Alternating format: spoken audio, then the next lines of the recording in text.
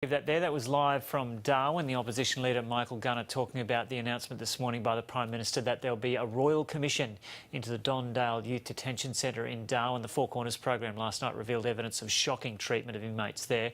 Michael Gunner there accepting that there should be some sort of ongoing independent expert oversight of the system.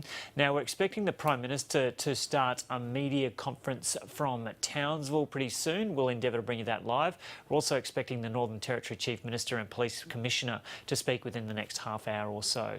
Now, Indigenous Liberal MP Ken Wyatt has been speaking in Melbourne. Let's take a listen to what he's had to say about this announcement of the Royal Commission. What did you make of Four Corners last night? I watched the program and I sat there at the end of it stunned because it was something that I had always associated with Abu Dhabi or overseas imagery I'd seen of people in detention, but not here in Australia, particularly that young Dixon sitting in the chair constrained. No, I was angry. I certainly sent a text message to the Prime Minister, and then I spoke with Arthur Senadinos about the issue and the need for a national intervention. And then this morning I was in touch again with the Prime Minister. And what has been the communication between yourself and the Prime Minister? Well, actually, it's about the program. It was about the need to address the issue, and I complimented him this morning when I heard the announcement that we would have a Royal Commission to get to the underlying issues, the extent, and what the challenges are now in addressing this. You alerted the Prime Minister when the program was on? Well, I'm assuming the Prime Minister would have been watching, but I still sent a text message indicating that there was a need to watch Four Corners. He responded by saying he was watching it on iView, which meant that he hadn't seen the beginning of the program. But look, he's been very forthcoming. He, I know, was horrified by what he saw, and certainly his reaction has been swift, so I compliment the Prime Minister on his course of action. And I need to acknowledge the Chief Minister of the Northern Territory, because he equally was embarrassed by what he had seen and had already instigated his own course of action, but in combining with the Prime Minister, now the Royal Commission will now investigate all the matters that we saw on Four Corners last night. What were the alarm bells that were ringing for you as you watched the program? I think the tear gas. When I saw the tear gas in particular and the way it was used, even on the children who were innocent and not involved in that whole event, being subjected to the same treatment, still being handcuffed and being hosed down. And then what really stunned me was watching that restraint chair and being hooded. I wouldn't like to sit for 2 hours with a hood over my face or over my head, because it closes in all sensory elements that you are used to having with your five senses. And that shocked me more than anything else. And the anger I felt within that we, as a first world nation, are doing this to Aboriginal kids in custody also beggars the question, were there other children who weren't Indigenous that were subjected to the same processes that we saw last night on Four Corners? How confident are you that these practices have been restricted to the Northern Territory? Look, I look at the better good of systems. Every now and again we do have things that have gone wrong, particularly in WA when we had a couple of deaths that should never have happened, particularly an elder from the Goldfields region who died in the back of a prison van, Miss Jew who died in custody because of the hospital treatment that was not given to her. These things are not acceptable, but they do happen.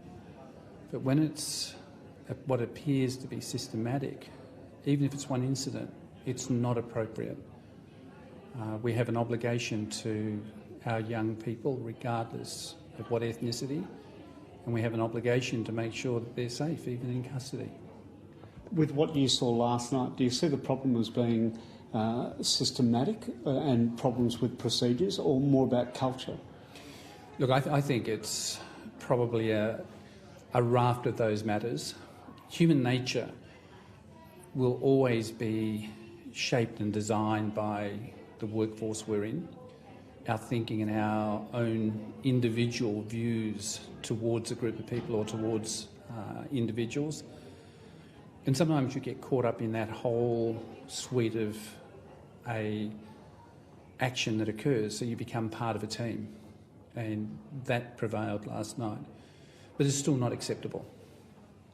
The Prime Minister says there will now be a Royal Commission. What sort of timeline is acceptable to get that up and running? Look, I don't think we should set a timeline. It's got to be thorough. It has to look at the issues that need to be investigated. It's got to allow evidence to come forward. It's got to allow the Royal Commissioners to thoroughly examine whether it's systemic or whether it was a particular instance or incident, or whether there is training that is required, because in the program last night there was reference to better training needed. And if that's the case, then we also have to do that, but the behaviour is not acceptable. Do you think it's specifically a problem in dealing with Indigenous people in custody? Look, I'd like to say no, but I think in some instances it is the Indigenous factor, and it's not appropriate. We had a Royal Commission into Aboriginal deaths in custody many years ago, and they had recommendations in there as to what we needed to remedy as state and territory governments and as the Commonwealth Government. And you would expect things would have improved, but based on last night's program, in that instance, they didn't improve. In fact, they've gone backwards. Anything you'd like to add? Now, let's hope that the outcome causes all governments to look at what's happening within their jurisdictions, that we value the lives of all who are in any form of custody, and that we ensure that they are looked after. I know and I accept, as I often think about, some of the people that do commit crimes are often affected by alcohol or affected by drugs, and there is the safety of the people who are handling them, but it doesn't justify what I saw last night. It appeared as though the relationships were based on hostility. Well, based on the voices, there was a them and us. And in a sense, that's a pity, because there are ways we can handle aggressive people. And I know that's easy for me as a member of the Parliament to say I'm not working in that environment. But there has to be, within training, strategies that are given to people as to how to handle challenging and difficult individuals and better constrain them than what we saw last night. The use of tear gas on all of those young people, including those who weren't involved, I just find extraordinary. Thank you very much for your time. No, you're welcome. Okay, so that was Indigenous Federal MP Ken Wyatt talking about this Four Corners story last night that exposed the shocking mistreatment of youths in the Dondale Juvenile Detention Centre in Darwin. Now we're expecting the Northern Territory Chief Minister Adam Giles to step up for a media conference at any moment. That's due to start right now. The advisory says he'll be there with the Commissioner, so we'll bring that to you live just as soon as that begins.